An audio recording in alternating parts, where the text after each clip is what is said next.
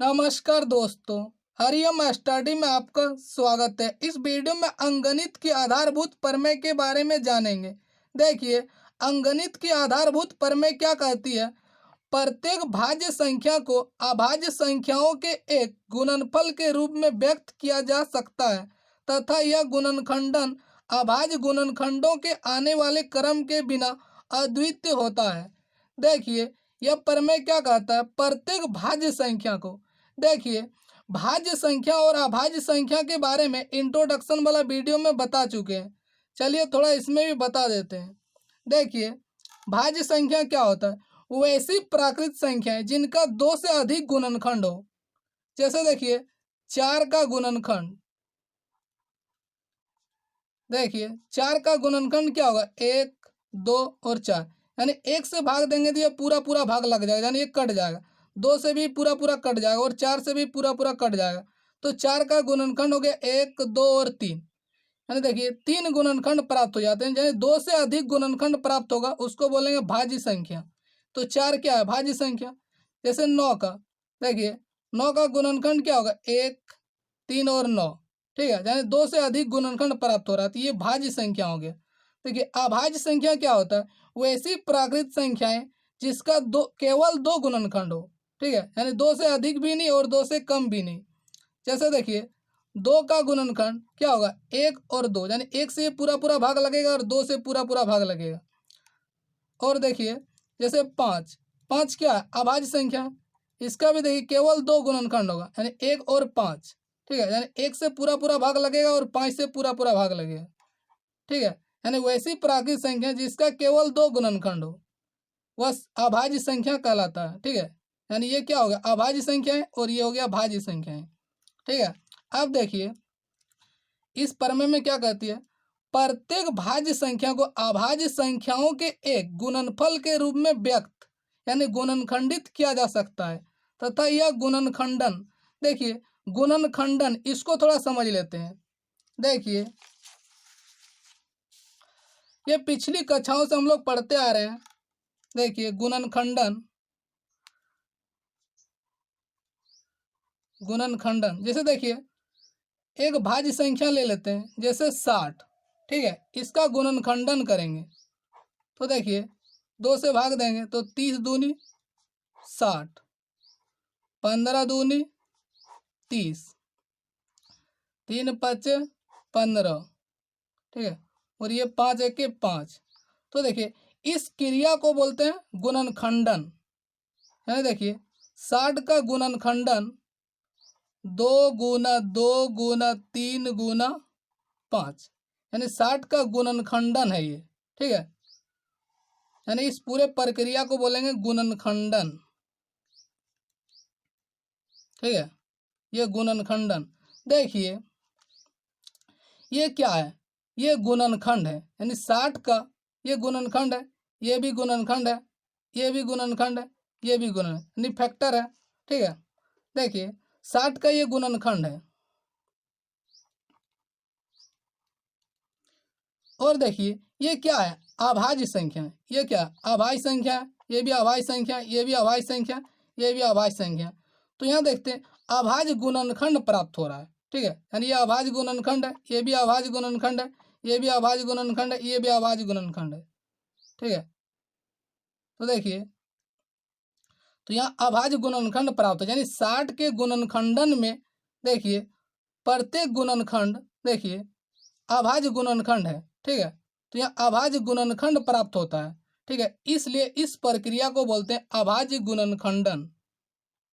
ठीक है, अभाज्य गुणनखंडन। ठीक है, यानी इस पूरे प्रक्रिया को बोलेंगे अभाज्य गुणनखंडन।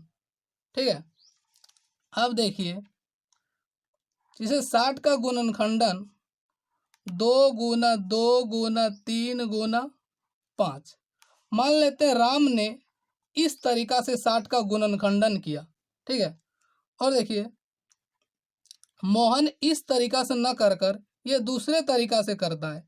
देखिए जैसे ये 2 से पहले भाग ना देकर ये 3 से भाग दे रहा है। ठीक है, तो 20 तिया 60, 2 10 दूनी 20, यानी 2 दशंग 20, 2 पंचे 10 और ये 5 एके 5, ठीक है। यानी ये हो गया राम और ये मोहन।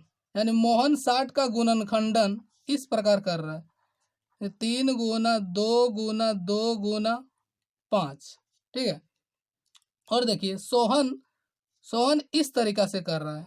मान लेते सोहन इसको, देखिए पहले ये 5 से भाग दे रहा, ठीक है। तो ये 12 पंचे 60 और ये हो जाएगा 2 छक 12, 2 तिया 6, ठीक है।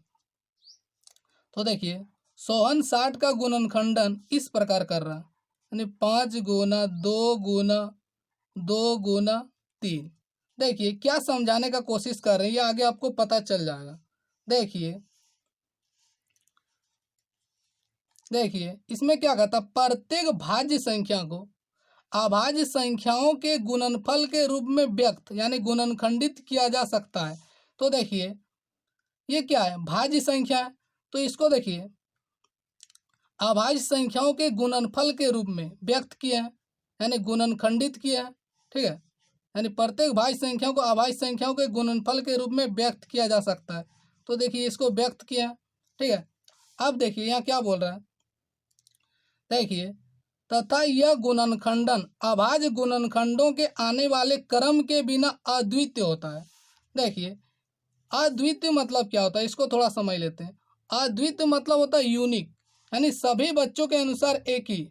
जैसे देखिए अगर 10 का गुणनखंड 2 गुना 5 यानी 10 का अभाज्य गुणनखंड, ठीक है। यानी 10 का अभाज्य गुणनखंडन करेंगे तो इसमें 2 गुणनखंड होगा, 2 और 5 यानी 2 ही अभाज्य गुणनखंड प्राप्त होगा। तो 10 का अभाज्य, देखिए 10 का अभाज्य गुणनखंडन ये यूनिक है, यानी सभी बच्चों के अनुसार यही होगा, ठीक है। देखिए इसमें क्या कहता है, यह गुणनखंडन अभाज्य गुणनखंडों के आने वाले क्रम के बिना अद्वितीय होता है।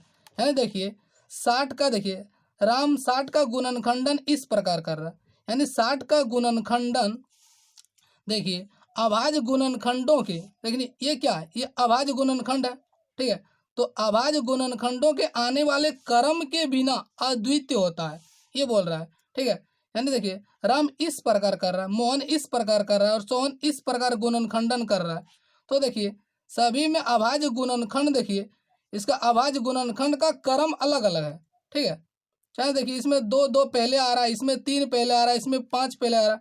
तो बोलता है इस क्रम को अगर ध्यान ना दें, देखिए आने वाले क्रम के बिना अद्वितीय होता है, यानी क्रम को अगर ध्यान नहीं देंगे तो सभी में क्या कॉमन है, देखिए सभी में कॉमन क्या है, इसमें देखिए 2 टो 2 आ रहा है तो इसमें भी 2 टो 2 आ रहा है, इसमें 1 टो 3 आ रहा है तो इसमें भी देखिए 1 टो 3 आ रहा है, इसमें भी 1 टो 3 आ रहा है, इसमें 1 टो 5 आ रहा है तो इसमें भी 1 टो, ठीक है। अगर क्रम को ध्यान ना देंगे तो सभी में कॉमन क्या आ रहा है, सभी में कॉमन यही आ रहा है, 2 टो 2 1 टो 3 और 1 टो 5 आ रहा है। तो यही इसमें कहता है, यानी देखिए अभाज्य गुणनखंडों के, यानी ये क्या अभाज्य गुणनखंड है, ठीक है। अभाज्य गुणनखंडों के आने वाले क्रम के बिना अद्वितीय होता है, ठीक है। यानी इसके क्रम को ध्यान नहीं देंगे तो ये अद्वितीय है। कहने का मतलब 60 का गुणनखंडन कोई भी बच्चा, अगर कोई भी राम मोहन सोहन कोई भी करेगा तो इसको देखिए कोई भी करेगा तो 2 टो 2 1 टो 3 और 1 टो 5 यही प्राप्त होगा, चाहे कोई भी लड़का या कोई भी विद्यार्थी अगर करेगा तो 60 का गुणनखंडन में 2 टो 2 1 टो 3 और 1 टो 5 यही प्राप्त होगा, ये यूनिक है, यानी अद्वितीय होता है, ठीक है।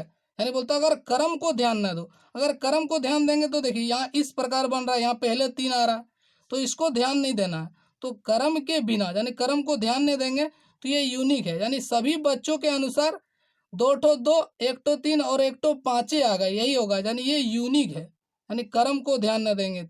ये आवाज देखिए आवाज गुणनखंडों के आने वाले क्रम के बिना अद्वितीय है, यानी क्या गुणनखंडन, यानी 60 का गुणनखंडन अद्वितीय है, ठीक है।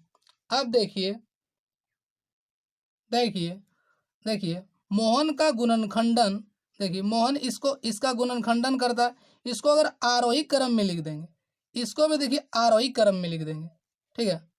यानी सभी को अगर आरोही क्रम में लिखेंगे तो देखिए अभाज्य गुणनखंड, यानी ये क्या है ये अभाज्य गुणनखंड, ये अभाज्य गुणनखंड।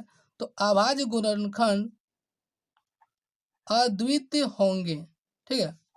यानी अगर आरोही क्रम में लिखेंगे तो ये अभाज्य, यानी सभी में अभाज्य जो गुणनखंड होगा ये अद्वितीय होंगे, ठीक है। यानी सभी का क्रम एक ही होगा, ठीक है। तो ठीक है, वीडियो अंत करते हैं। अगर वीडियो आपको अच्छा लगा तो लाइक करें, कमेंट करें, और आपने अभी तक हमारे चैनल को सब्सक्राइब नहीं किया तो प्लीज़ सब्सक्राइब कर लें।